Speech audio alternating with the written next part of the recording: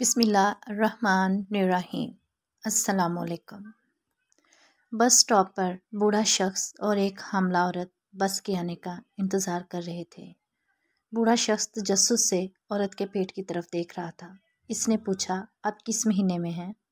औरत परेशान हो गई और उसके उदास चेहरे से परेशानी साफ यहाँ थी। पहले तो इस बूढ़े शख्स के सवाल पर कोई तवज्जो नहीं दी। फिर चंद लम्हों बाद इसने जवाब दिया, मैं 23वें हफ्ते में हूँ। बूढ़े ने फिर पूछा, क्या ये आपकी पहली पैदाइश है? औरत ने जवाब दिया, हाँ। बूढ़े शख्स ने कहा, परेशान होने की ज़रूरत नहीं, फ़िक्र ना करो, सब ठीक हो जाएगा।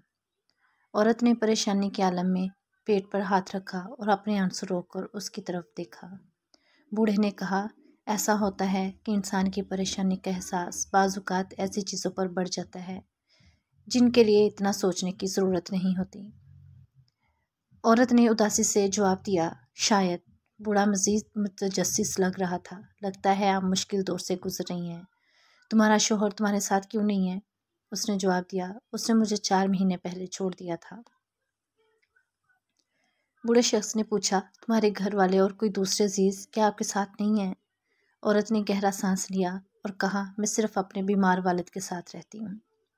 बूढ़े शख्स ने कहा, मुझे ये एक मजबूत सहारा लगता है। इसकी आंखों से आंसू गिरे और बोली, हाँ, यहाँ तक कि जब वो इस हालत में हो। बूढ़े शख्स ने पूछा, उसे किस अर्ज़ा की शिकायत है?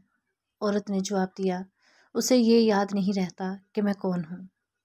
इसने अपना ये आखिरी जुमला इस बस के आने के चंद लम्हे पहले बात कहा जो इन्हें ले जाने वाली थी। वो उठी और कहने लगी, हमारी बस आ चुकी है। वो पीछे मुड़ी और इसे हाथ से पकड़ा और कहा, चलो बाबा चलें।